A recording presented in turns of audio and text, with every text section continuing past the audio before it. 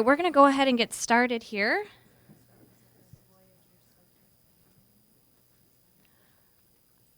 Welcome this afternoon. I am Danielle Vascuel. I am the mathematics consultant for the Muskegon Area ISD.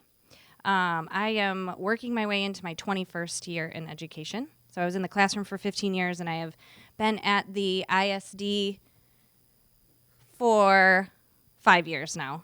Originally as a math coach at the ISD, and then took on the role as math consultant. Also, in full transparency, I am from the secondary world, so I am not an elementary math teacher. Although I have done a ton, I've forced myself and have been blessed with colleagues who have given me a lot of knowledge and put me into classrooms at the elementary level for the past 5 years. And so I appreciate all of the learning that I have done. But we're going to talk about high quality math instruction. And I say that I'm coming from the secondary world because I don't really think that we're just here to talk about elementary mathematics. We're talking about high quality math instruction. And one of the purposes that we want to talk about this is because we want, when our kids enter elementary school, we want them to have an experience that they can keep with them from kindergarten through when they exit high school. And so we need to build high quality instruction in all of those levels so that those experiences stay and build and grow. And so even though I've taught 6th grade through Algebra 1, I think it's the same in elementary, that these experiences that we want kids to have and the types of instruction that kids witness every day is very consistent. And so it doesn't change because we're in a kindergarten classroom, and it doesn't change because we're in a geometry classroom in the high school. What it looks like might be a little bit different, but those values, those strategies, those elements of instruction should remain consistent. And so I just want you to know that from the get-go. I'm also supposed to remind you that there are cookies in the back of the room. So you asked for sweets, and so we want to make sure that you have those. If you need to exit at any time to use the restroom, since we just came from lunch, or get some water, or handle any business, I'll try not to think it's just because you don't want to listen to what we're doing anymore. So with that said, let's kind of get started here. The purpose of this session is just to consider practices that support high quality instruction in math. And that's really vague. But when I was asked to do this session, the title I was given was High Quality Math Instruction, which is like a mile or 2 or 100 wide. So we're just going to consider some practices. We're going to do some activities and engage in some protocols that I'm hoping you can think as math leaders, how might you emulate this when you go back and you work with your teachers or when you work with your teams? We're going to reference documents and resources that we may all have seen, or they may be a little bit new to you, and that's okay. We're also going to watch some video and engage in a lot of conversation around what this looks like currently in your world. And then what might we want to try and start looking for, like that action forward, when you go back to wherever you came from today. So 2 outcomes, again, pretty vague. I want us to develop more of a shared understanding of high quality math. We're going to have good group conversation. You might be here with teams or with colleagues. It might just be you, but having kind of a shared understanding of just some elements of what that would look like. And then we are going to connect that specifically to practices that are evidence and research based, so that we can leverage those with those that aren't here today. All right, so we're going to watch a video, and while you watch that, I just want you to see if you can connect at any level to what's going on in the video. Okay?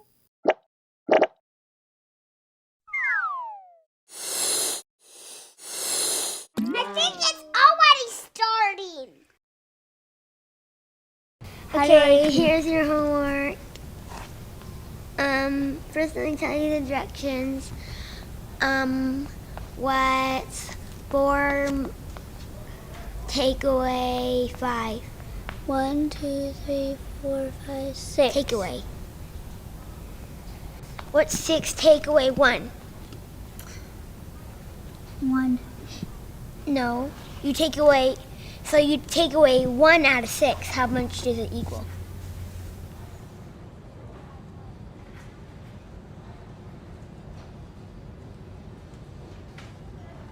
What's 10 minus 1? I don't know. 1, 2, 3, 4, 5, 6. 6, 7, 8, 9. 10. Nope. Take away 1. How much is it? 1, 2, 3, 4, 5, 6, 7. Nope. 1, 2, 3, 4, 5, 6, 6, 7, 7, 8. And 8. and one more. And add 1 more. How many does it equal? 1, 1, 2, 3, 4, 5, 6, 7, 8. 1. It makes 9. See how you take away? You take away 1 and it equals 1. Do you get it now? Yes. All right. 1 or 2 voices. Can you share kind of something that you connected with that little inclusion video?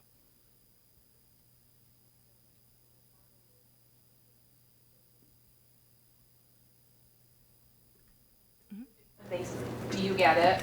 Yes, when they really don't, because they just want you to think they want you to be proud of them and think that they understand it, but they just don't. So what is going to happen if I say, no, I still don't get it? So we tend to, they just want to agree, yes. What were you going to say? Okay. Anybody else? Essentially, we say we teach kids things when really we're showing them something, and that's what was happening there. I'm just going to show you, and now I taught you, but you don't get it. But I'll show you again the same way. Let me show you again the same way. We didn't. Yeah. Yeah, and I think I heard over here like this slower and louder approach that we tend to do, right? Yeah.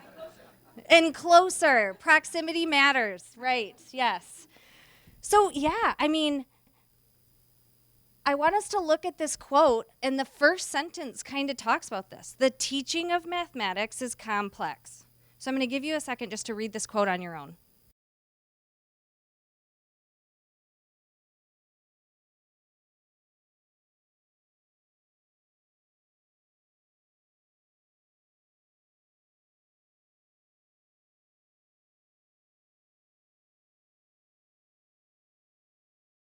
I think anybody who's not in the realm of what we do, let's say my husband, for instance, he's in business and he gets super frustrated once he tells us how to do something if we continue to ask questions. It's really complex because we think if we just tell them, they'll do it. They'll figure it out. I've shown them how to do it if we just tell them, but it's way more, like there's so many levels. It's very complex. So as we dive into considering that, like that's kind of the lens I want you to go into this first activity with, there's a lot of things that we have to be able to do. And in this quote, we have to have a clear view of student learning about how it develops and progresses across the grades. That's a lot, especially at the elementary level when you're not just teaching mathematics. You have a lot of things that you need to know about a lot of things. It also requires teachers to be skilled at teaching in ways that are effective. So that's really what we're going to talk about today. What's effective? What does that mean? What does it look like? What does it sound like? So use that lens as you kind of go into this first activity that we're going to do. So I'm going to have you engage in an activity. There was some work done by a researcher called Damian Biebel and my predecessor at Muskegon Area ISD, Kristen Frang. And they used drawings of students to get a picture of what math instruction and what experiences they were engaging in every day across the grades. So they went in and they collected these drawings from students. What does it look like for you to learn in math class? And they did a ton of work and collected a lot of data. And then they gave it to the teachers for them to reflect on. You know, at certain grade levels, are they showing pictures of just them sitting all by themselves in the classroom? Like, is that what it looks like for students to learn in class? Or are they in a group? Are we looking at addition or counting or multiplication? And if we are, what grade level was the student in? Like what is standing out to them? So we're gonna use that same activity because we have used this with teachers to start talking about what is this vision that we want to create across our building. We have to have the same language. If we don't believe that high quality instruction looks the same in kindergarten and in 5th grade, or that we don't have those same values, our experiences for our kids are going to alter their progress from grade to grade. So you are going to engage in a drawing. I'm going to ask you to think about, what does your ideal math class look like and sound like? Draw a picture of what it would look like for students to be learning in that setting. In the center of your table, there's paper, and there are 8 at each table. So if we have extras, if you have your own piece of paper that you want to do your drawing on, that's fine. We are going to reference the back side of that paper a little bit later, so you don't have to worry about it right now. But you can use the blank side to do your drawing, and I'm going to give you about 5 minutes for you to actually draw a picture. I'm not asking you to be an artist. Circles, squares, rectangles, those are perfect in this drawing. But I would also encourage you to kind of give some details or label things as needed, because you are going to be sharing this vision, this ideal math class, with some people at your tables, okay? So everybody grab a piece of paper, and on your own, go ahead and I want you to draw your ideal math class. What might it look like? What might it sound like? What does it look like for students to learn in that classroom setting?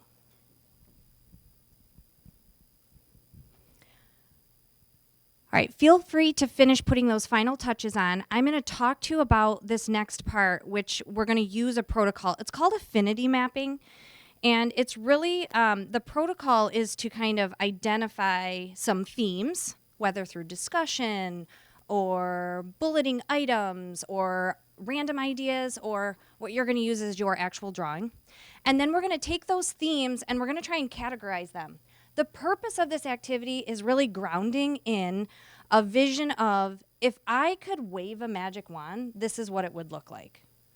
It might not be exactly what you see every single day, but it would be something that we would strive to. So the affinity mapping protocol looks like this. Each person's kind of going to quickly share. I'm going to say 30 seconds. Give us a blurb of what your drawing looks like. And then after everybody has shared, you're going to, as a table, develop themes from the drawings. Based on what everybody told us about, what are some big themes that came out of those drawings? And you're going to put those themes on sticky notes, 1 idea per sticky note. And those sticky notes are going to go on that poster paper that's at the center of your table. Once you have all those themes on the poster paper, as a group, start to categorize those. How would you label this category? And you're going to use the markers in those bags to you could just draw right around it. Move the stickies if you need to. Have a little discussion if you need to talk about why you're moving them where and how you feel like that fits with the category. And then once we're done, we're going to try and at least, there's not a ton of space in here. We are going to do a little gallery walk. We also cannot attach the poster paper to the walls. I've already tried that. They're like carpeted, or I'm not quite sure. So what I will have us do is have one person, so have a discussion as well, one person just share out some of those big categories that you came up with so that we can get a picture of what's all in the room, okay? I'm going to give you about 5 minutes in my head for everybody to make sure that they've shared their drawing. And if you finish, feel free to go into writing your themes on the sticky note. But as a whole, I would like our themes and categories on the poster paper in about 10 minutes. Okay? All right. Ready to go? All right. If we could come back together.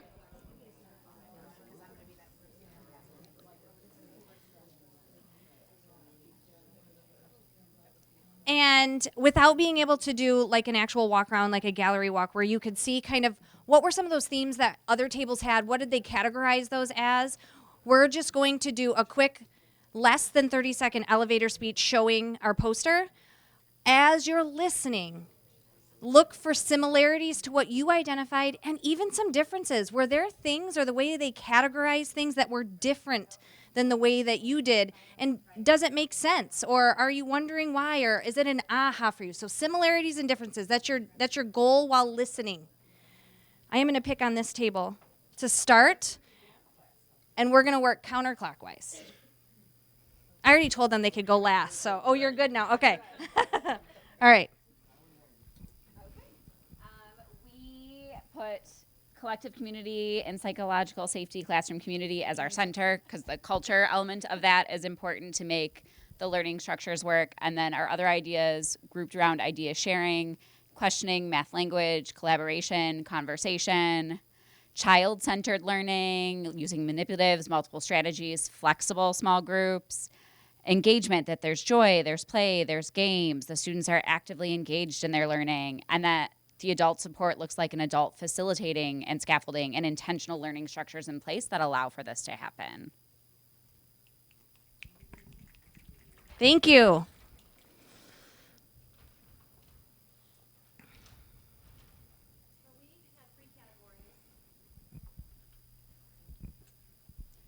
We had 3 categories. In instruction, kind of the lesson piece, we have differentiation, lots of reteaching, flexible grouping, I do, we do, you do. Different roles for the teacher. The teacher is the facilitator of all of these things. Lots of hands-on manipulation, games, activities, etc. Pathways to success are things like productive struggle, students working together, collaborating, getting feedback, continuing to work through a problem, having conversation and talking with each other. And then our intended outcomes, we want our students to feel confident, we want them to be risk takers, we want them to find the joy in math, and we want them to see the connections to the real world. If you were at the back of the room, I'm going to ask you to bring your poster just forward, only because we are being recorded and we can't see that far backwards. So if you want to grab your poster and just come up this way, these 3 tables right here. We are going to jump to this table while you guys make your motion this way. So who's sharing? They probably could. Who's sharing?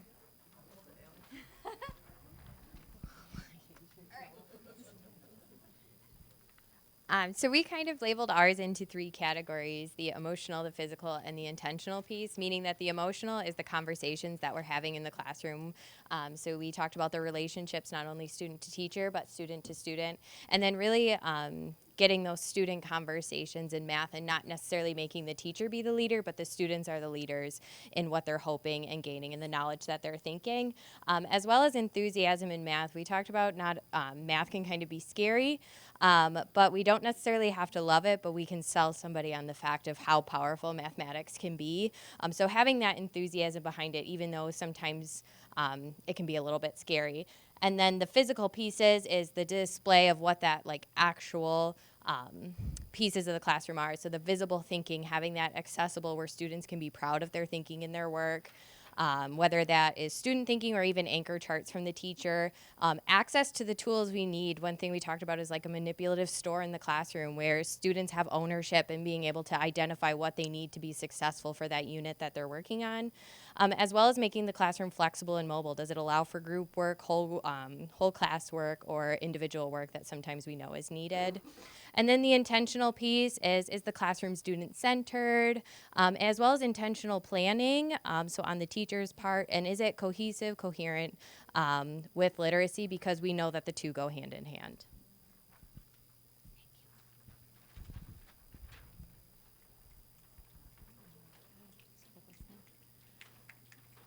Okay, so our categories, we did supports, like tools that we may have, manipulatives, instructional resources, different drawings that students might be adding to show their work.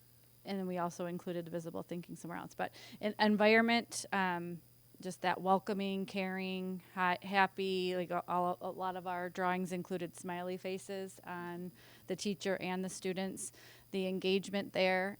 And then we also kind of like connected the environment to engagement and what type of engagement with kind of defronting the classroom where the teacher wasn't in any of our pictures, the front of the class. She or he was somewhere out in there facilitating learning. So we talked about the questioning that would be happening with the teacher and other students questioning other students, right? The discourse, the flexible seating, grouping space, the space that they're using. And then for high quality instruction, we talked about the tasks that were presented to students, having that high quality, high cognitive demand, the number sense routines that were there, as we talked about elementary, and then the visible thinking. There was the visible thinking, and then just a lot of our drawings included different games and activities that the students were playing with other working in little small groups as well.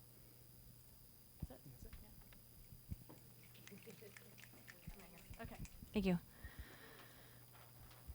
All right. If that somebody from that table can bring yours up too, so that we can see that, that would be great. Just make your way on up right here. Okay. All right, so we came up with 3 themes. We have making meaning, and in that space we talked about productive struggle and a lot of student-led thinking and conversation. We talked about accessibility and differentiation, including opportunities to participate within adaptive tech, games, having materials accessible for students. We have flexibility, and there's multiple flexible spaces, there's student collaboration, there's intentional groupings that continue to be flexible. And within all of this, we see a lot of movement. And then our overall or big thing that we came out of this was engagement and joy. So, thank you. Thank you. All right. Come on up. We're still looking for similarities and differences or different themes. How are we grouping them? All right, so we had 4 different themes that we looked at, not in any particular order, but one was outcomes. So we talked a lot about having students, look at getting feedback to our students, looking at assessments, the individual data for each one of our students, and then using that feedback opportunity and those assessments to really individualize our instruction for our students. We looked at that mindset. We had a lot of commonalities in that mindset, where we're mathematicians all day, right? It's not just for one block of time. So it's integrated throughout the day. You have a lot of different opportunities to work with math. Allowing our students to struggle, and we called that a productive struggle. That it's okay to not know. It's okay to have to work through it a little bit. Where we're teachers, we really want to dive in and fix it right away. And then that real world application. How are we going to use this when we are no longer within the 4 walls of our classroom? We talked about instruction, that need for small group instruction, the I do, we do, you do, right? And providing a lot of that repetition so that students can experience it over and over again. We talked a lot about that need for direct and explicit instruction, and then that modeling opportunity for students to see it over and over and over again. And then making our learning visible. Is it up on the walls? Do our students have access to manipulatives just like they would our reading materials? In that visible learning, are we really taking a look at how students in teaching students, how they talk to each other and how they explain their thinking out loud with each other? So did I miss anything? Okay. All right. Thank you. Last one.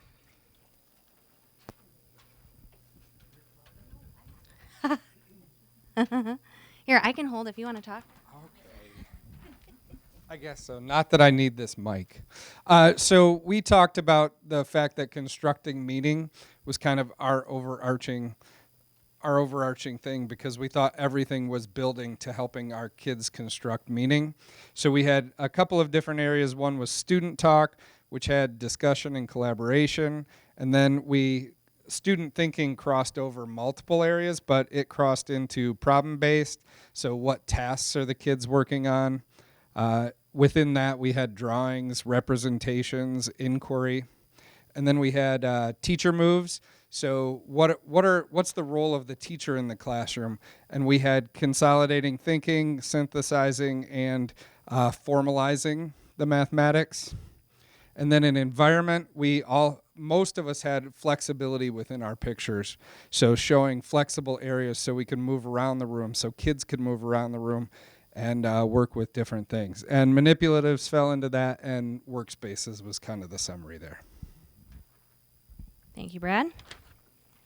All right. So, similarities, lots of similarities. What were some things you could just popcorn out? What were some ideas about some similarities that you heard? Engagement, productive struggle, flexibility, collaboration, joy. Yep, talk, discourse, I was going to say, yep. Hands, yes, things like, right, let them play and tinker a little bit, yeah. Any differences or like ahas in the way that things were categorized or things that came up that maybe you were like, oh my gosh, that was a big part of it too, but we didn't get there in our conversation yet. Any differences in some of the explanations that you heard?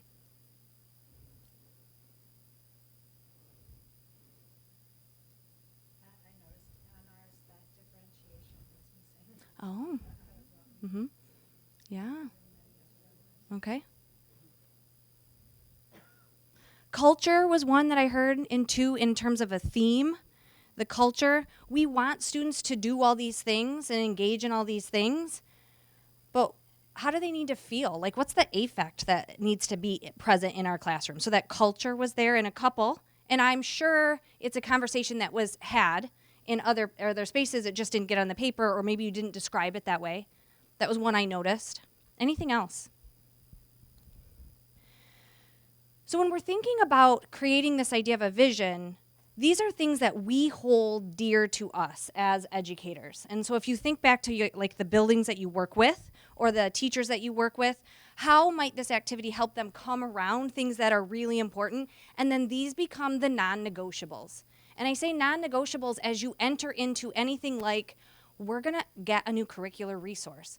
The resource needs to meet these values, these visions that we have. And if it doesn't do these things for us, it's probably not the right resource for us. Even if it's what we can afford, even if it's what we've been using and we like, it has to match what we really feel is the vision for what we want to do. Maybe it's around professional learning. We've been talking a lot about that. Our professional learning needs to support the things that we want to see and do in our classrooms. And so if you engage in this with whoever you're working with, or even in a small group, how do you design things that are going to meet what this vision is that you're describing? And this is just one avenue to do that.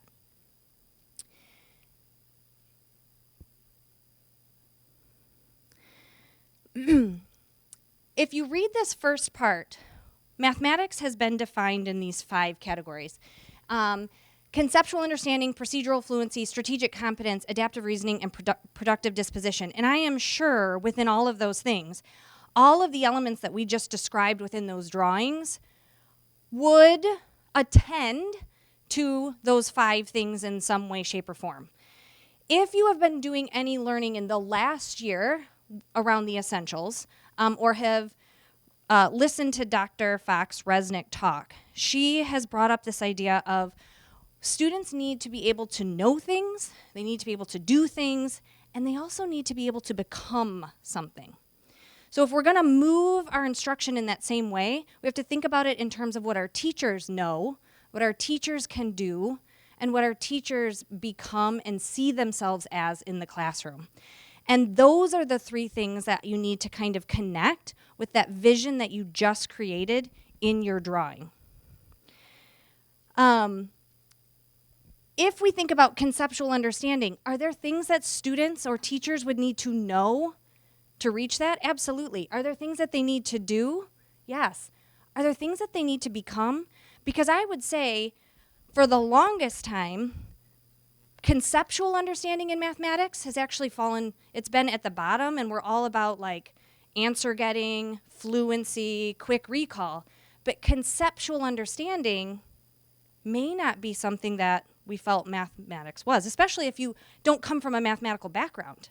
But conceptual understanding is so important. So if I'm going to do this part of mathematics, I need to be able to see myself as a conceptual understanding person, or that I value conceptual understanding. This is work that we have to do.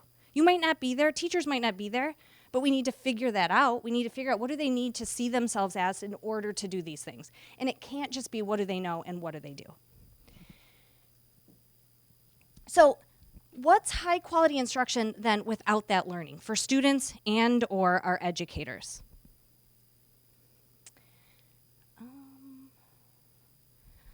I don't know what happened here. This is not the slide that's supposed to be on there. Hold on one second. Thank you so much. We're going to come back together. Technical issues were resolved. I made an original, then I made a copy, and then I was working off the copy, but I finished the original. So we are good. All right. So, yeah. All right. So, there's this question mark in the middle here. What is high quality instruction? So I just want us to think about this a little bit. We could define this in so many ways. If you were to Google what is high quality math instruction, there's a lot of places that have come out with a definition about what this is. And I guarantee a lot of the things that showed up in your drawings and those themes and categories are going to be in that bulleted list. So here are just a few of them. We could describe it as students as mathematics learners and doers, teachers as facilitators. That's directly from NCTM. This one's from the Wisconsin Department of Public Instruction. Curricula, teaching practices, and learning environments are standards-based, evidence-based, engaging, differentiated, culturally responsive, and data-driven. All the things. This one's from the North Carolina Collaborative for Math Learning. This is a long one. I'll read it to you. All students with access to mathematics through collaborative engagement and challenging mathematics tasks, participation in discussion about students' mathematical thinking, and formalization of these discussions toward conceptually grounded mathematical understanding. Now that's a definition, right? And this last one is from ASCD, lessons structured and implemented in a manner that engages students with important mathematics concepts. Lessons are very likely to enhance student understanding of these concepts and develop their capacity to do mathematics successfully. I mean, these are all definitions. There's a lot of similarities. But what would be your definition, right? How would you describe it? And it's got to fit where you're at and who you're working with, and you might have some other ideas, but it's got to hone into those values. So what we're going to do is think about what do we have to leverage that's going to support this work? We already talked about the knowing, doing, and becoming.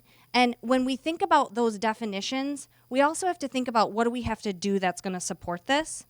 And so when we move into this next part, I want us to come back to those thinking traps because that's where we're going to get stuck. So if you think about instruction, what are some thinking traps that you might fall into? And I'm going to give you 2, but I'm going to let you think for just a second because if there are others, we're going to put those into the room.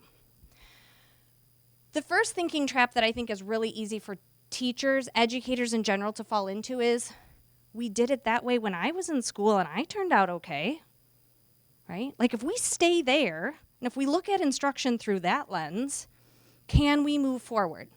Because we're still thinking like, well, yeah, I did turn out okay. I mean, I'm doing well now, but when I was in 5th grade, that was like 30 years ago. So things have changed. Another thinking trap is, well, I taught it, so they should have learned it, right? That's a trap. If we look at instruction that way, there's a whole bunch of stuff that we're missing. So what are some other traps in terms of instruction that you feel like you could hear or see or notice when you're out and about? Are there any thinking traps that you feel like come to mind? Yes? I have to follow this curriculum. I have to follow this curriculum, like this, day to day, with fidelity, right? Yeah. That's a trap. If we get stuck there, we may not be as responsive. We may not be as culturally responsive, depending on how old our text is or our resource. It may not meet the visions that we just described anymore. Yeah. What else? Yes? Students are too far behind to do the grade level work. Yeah, they've got lots of gaps. Yep. They can't do this work. These students can do that work, but this group can't. I need to change it for this group. Yeah. There was another one. Katie. I work in the preschool realm, so sometimes we get that misconception that it's just counting and numbers, and so the math I'm doing is not that important in the grand scheme of things, so it's not a big deal if I don't focus a lot on it. I need to so it's deprioritized a lot. So in early childhood, reading, math, right? Yeah, it's way more important. Yeah, for sure. So when we start to think about really kind of honing in on high quality instruction, be aware of those traps. What we say and how we talk about students and instruction really does matter, because it will either move us forward or keep us where we're at. And keeping you where you're at is not keeping you where you're at, it's moving you backwards. All right, so to enact some of these things, we have some resources that we can leverage. I'm no research expert, but we have experts who have done this work. We have done a lot of work lately, the last 2 days, around the organizational practices. Those are present because if we think about who we want our teachers to become and what we want them to do, it's embedded in how we build those systems so that they can flourish in there. We have the instructional practices that are out now that actually talk about practices that are going to enable our students to become mathematical doers and learners and have identities as students of mathematics. And then principles to action, they have 8 highly effective teaching practices that they have published over years of research that are big ideas. And you have those on the back of that paper that you did your drawing on. And so we're going to dive into those a little bit, and then we're going to apply it. We're going to watch some video, and we're just going to have some more conversation about what are we seeing, what are we noticing, and how does this reinforce some of these ideas about where we want instruction to go. So the first thing I want you to do is just read through the principles to action. So there's 8 highly effective identified teaching practices, and these aren't specific to elementary mathematics. These are highly effective teaching practices that that NCTM has defined as all through the grade levels, as highly effective teaching practices through their research and all of the collection of what they would define as what we'd want to see. So go ahead and read those. What I'd like you to do while you're reading is star one that you feel like you're doing. Maybe it's in action or in practice right now. And then maybe one that you're interested in, or man, this would be a next step for me to dive into a little bit more. All right, make sure that you star one, maybe put an exclamation point about one that you're more interested in, or maybe this would be a next step to focus on. Also think about the drawings and the categories or themes that you developed. Do you see connections? Because if you do, that just means the things that are really important to us also have some things and research and over time we've watched that these are really working. And maybe there's things that are on here that you hadn't thought of before. And that's okay too. I mean, this is just all of we're looking and kind of considering all of the things that would go into good instruction.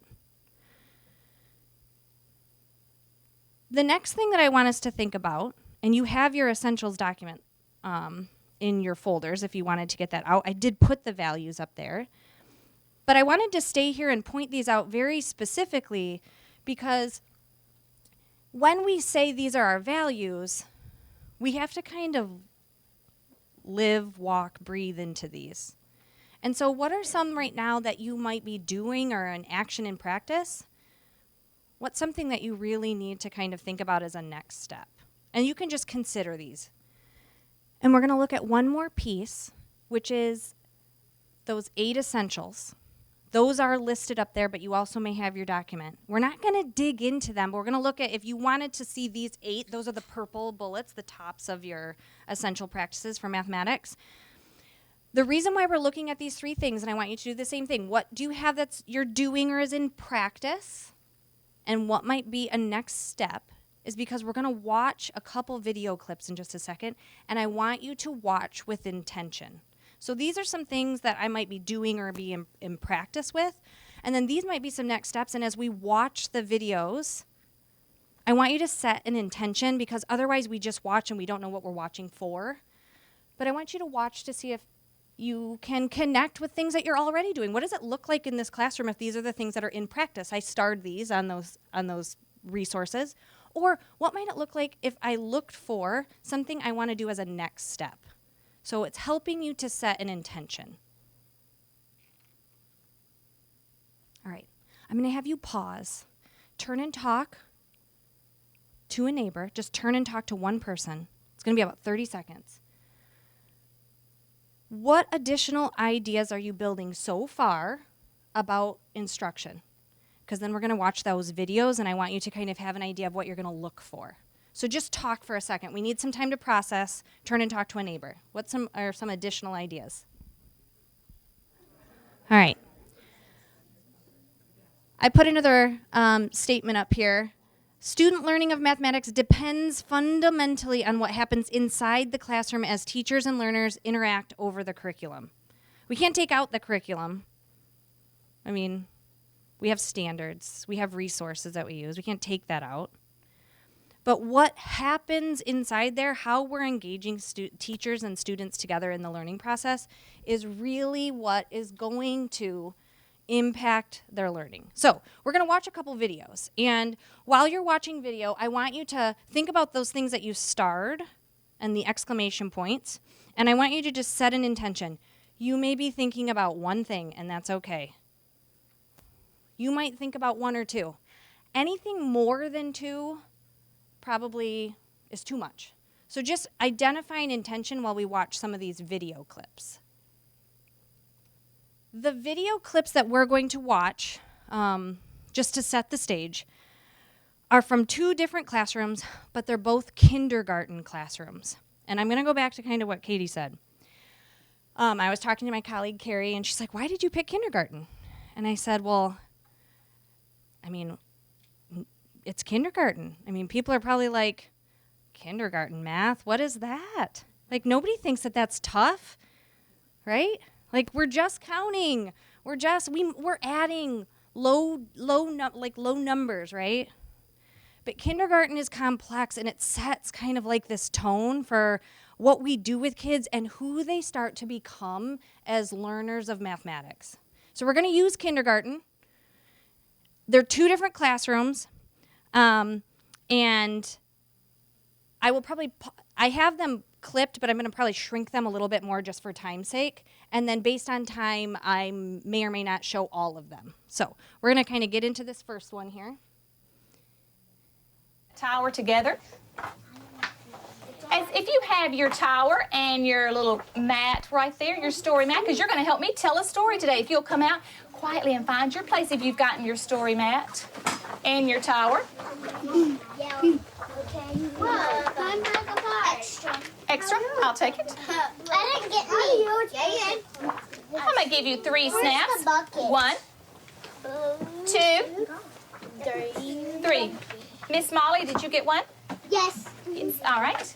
I gave myself one. I need you to turn around this way, Mr. Dalton, so you can see the story.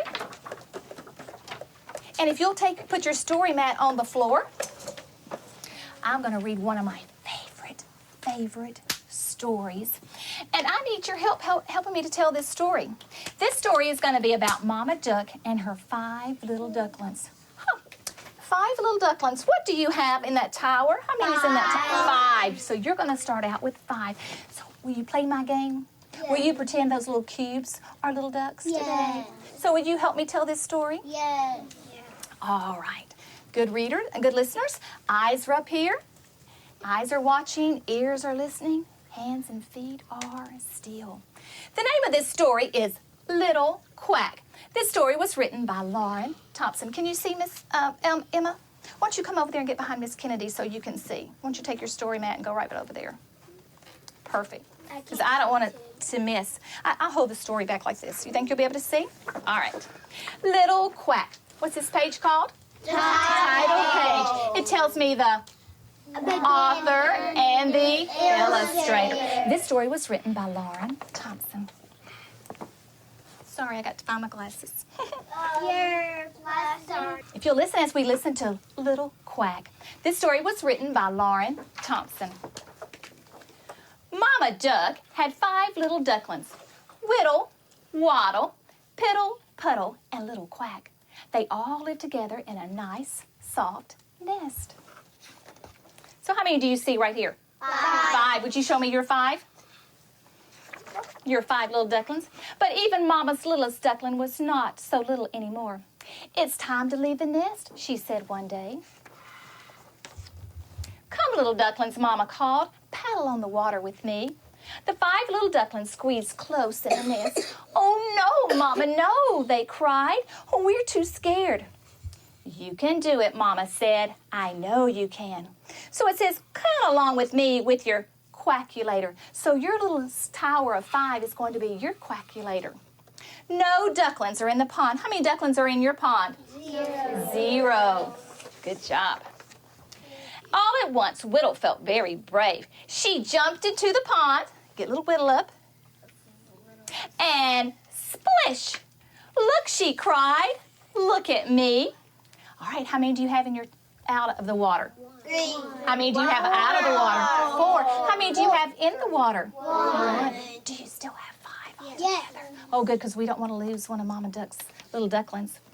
Now 4 little ducklings snuggled close in the nest. Come, little ducklings, Mama called again.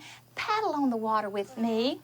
No, Mama, no, we're too scared, cried Waddle, Piddle, Puddle, and Little Quack. You can do it, Mama said. I know you can. Then Waddle felt very brave. He plopped into the pond. Get Waddle. Splash! Hooray, he cried. Hooray for me. How many do you have in the water now? 3. Oh, listen to my question. 2. How many's still out of the water? 3. Do you still have 5? Yes. Keep up with them. Now 3 little ducklings clung close in the nest. Come, little ducklings, Mama called again. Paddle on the water with me. Oh, no, Mama, no, we're too scared, cried Piddle, Puddle, and Little Quack. You can do it, Mama. Really reflect. What evidence did you see around your intention? It's okay if you didn't see that. We're going to watch some more video clips, but just jot some things down. What are you noticing? How are you connecting with what we have been talking about? Maybe some of the documents that you were referencing. We're going to watch another video clip. This is later on in the same lesson. The learning goal for this lesson was to decompose 5. What are the ways that we can decompose 5? The second learning goal that she had for them was that they can use objects to prove that they could decompose 5. So this is later on in the lesson. All right, today you're going to get to go back to the tables and do some work. And so we move the things around. So yesterday, if you got to work with the jewels, today you're going to work with something else. So if you sit at the table with Benjamin, you're going to be doing the beans today. So I'm going to let Benjamin's table go. And if you sit at Hayes' table, you're going to be doing the jewels today, my favorite. And if you're at Maddie's table, you're going to be working with the number bracelets. And Isaiah and Jordan, I'm going to let you come up here with me. Emma. Miss Emma, I'm going to let you come up here with me. And Brantley, would you come up here with me? And then you'll get to go back over there in just a few minutes. If you'll have a seat right here with me.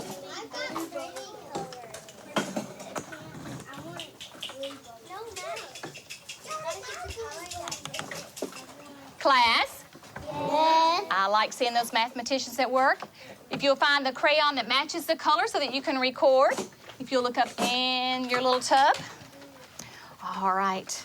But what are we going to do today? Well, which one? Well, let's see. I think we'll do this one right here because I want to see. Writing.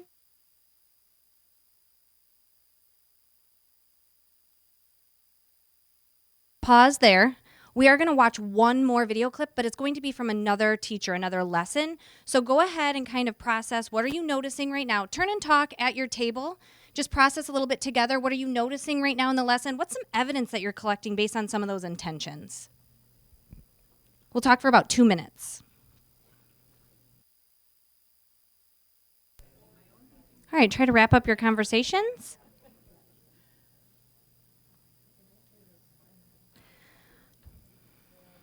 All right, we're going to watch one more video clip. It's about just under 3 minutes. And this one is still a kindergarten classroom, but now the lesson is titled Numbers That Make 10. So again, think about those intentions. What are you looking for? Let's look for some evidence, and like seeing it in action. Okay, I can connect what I was looking at in the values or the highly effective teaching practices from the principles to action. I can connect that, or think back to your drawings that you did. What am I seeing that kind of supports this vision that I have for mathematics?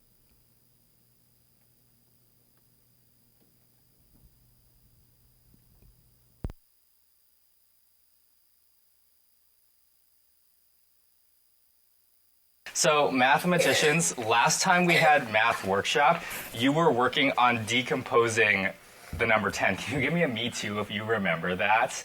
You found so many different ways to decompose the number 10. You found so many different ways to decompose the number 10. Like, it was crazy. We learned that you could decompose 10 in so many different ways, right? Give me a me too if you remember that.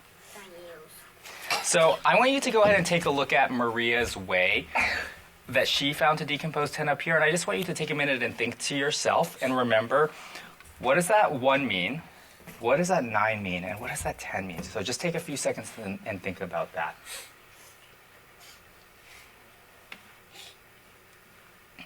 In a moment, I'm going to ask you to turn and tell your partner what you see and to describe the way that Maria decomposed 10. So it might sound like Maria decomposed 10 by or I see a group of or maybe you'll say something different.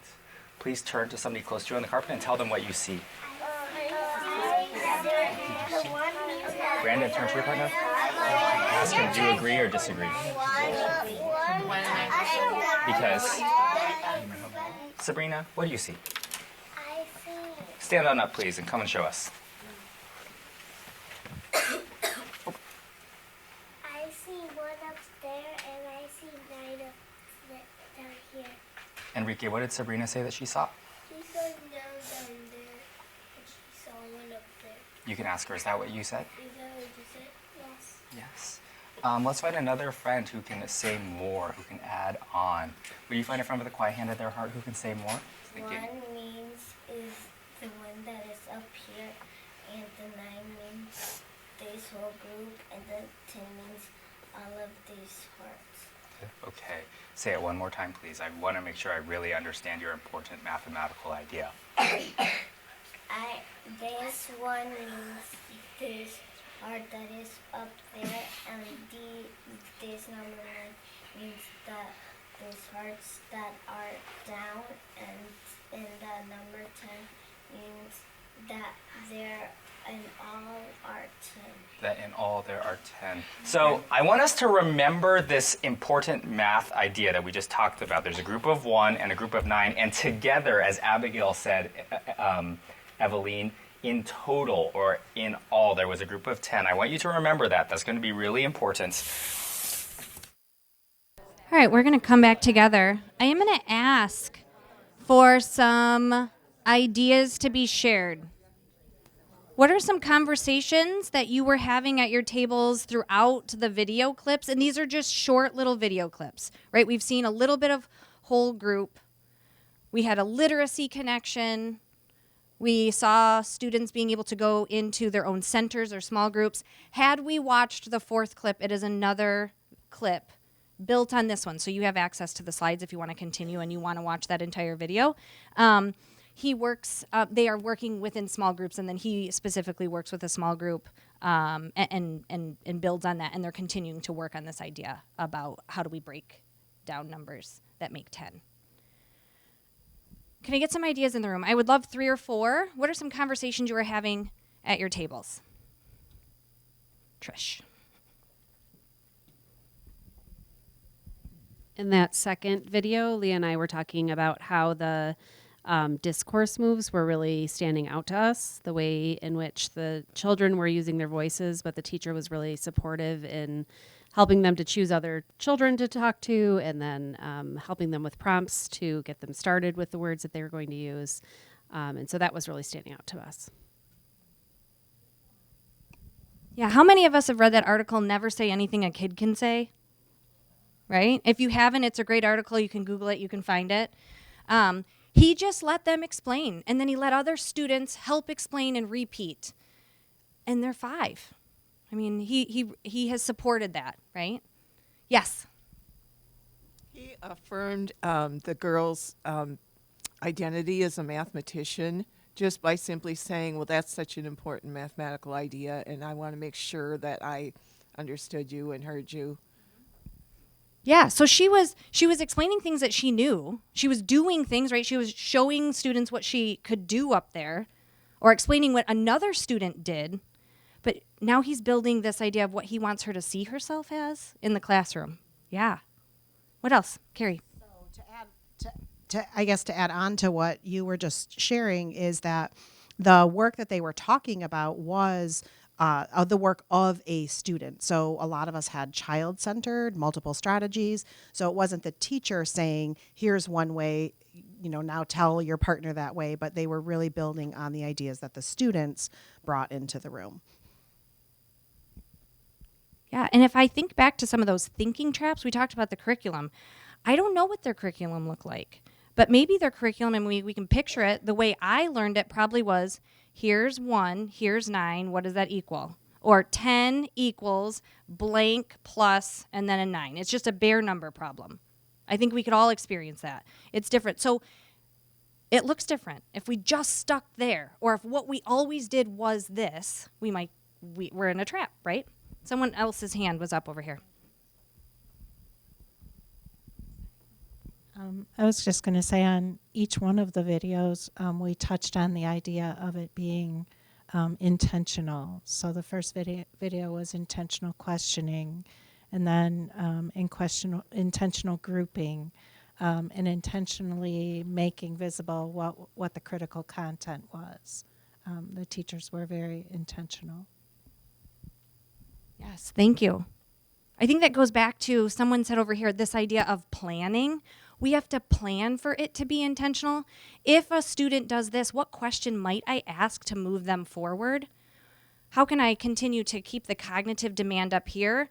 Or if I do something like tell them what I actually want them to do, the cognitive demand of the task now or the question has just been lowered. They don't need to think anymore because I've told them what to do. What else? Anything else? Yes. Just one of the notice things is that he brought back their work from a different day, reminded them of the work, and put value on the work that they did that day before and how important that was to keep bringing it back. Like, here's someone's example, like, of what they did, not just him putting it up. Yeah. We have just this unspoken rule, and I would say this is more present in secondary classrooms, that the teacher, me as in the front of the room, is the keeper of all of the knowledge. And what he's doing is saying, like, that's not my position in here. I'm going to position you, and I'm going to position you, and I'm going to position you, and raise your status in class that you guys now are the keepers of the knowledge, and we're going to talk about your work, which is huge. And they're 5. The one thing that I want to come back to from the very beginning is, this is amazing that we're talking about this in kindergarten. They're 5. But what happens in 3rd grade or 4th grade or 6th grade when this all disappears? And now I become the keeper of all the knowledge again, and we're going to kind of not let you talk and share and explore, and we're not going to have any joy in the classroom anymore. It changes. So we need to build this vision, K-5 in your buildings, K-4 in your buildings, K-12 in your districts. Have the conversation and do things that support these values. All right. So this is the last piece of reflection. You did the drawing. You read a little bit into the essentials. You read through the highly effective teaching practices. There are similarities. And the principles to action is quoted in the back of the essentials as supporting work to the essentials and how they were built. So have a conversation. Thinking about all of the things we talked about organizationally and like systems-wide the last couple days, what might your system need to do to support this high quality instruction? We're not going to have all the answers, but what are some things that your system might need to do? What might your teachers need if they're going to know this, they're going to do this? We were talking here about what happens with the teachers who they don't feel mathematically confident. What do they need? And then what are your students going to need to be able to experience what you guys have described and what we have read about? So we're going to have just a small conversation, and then in about 3 minutes, I'm going to pull you back together to collect some feedback as a whole group. Okay? So go ahead and talk as a table. I'm going to ask you to come back together. I am going to ask that we kind of, as a collective, put some ideas together as a final reflection. So I have a prompt on the screen. I used to think, now I think, I will further explore. And I'm going to ask, if possible, if you have a phone or even a computer, you can scan the QR code and it's going to take you to a Mentimeter. Or you can go onto your computer and at menti.com, you're just going to put in this code and those prompts are going to be on there. And as a reflection of just kind of, I would love to see where your thinking's at for the day, I'm going to add the responses from the Mentimeter to the bottom of the slide deck so that if you have time later on and you go back and you're reflecting on the last couple days and you go into the slide deck, you'll see some responses from everybody. And we are at the end of our session. So as soon as you are done giving some feedback and reflection, you are able to pack up, take a little break, and I think we're back at 2:30 in the room. Oh, yes. The cookies are there. Everybody needs a little bit. Yeah. And thank you so much. Mm-hmm.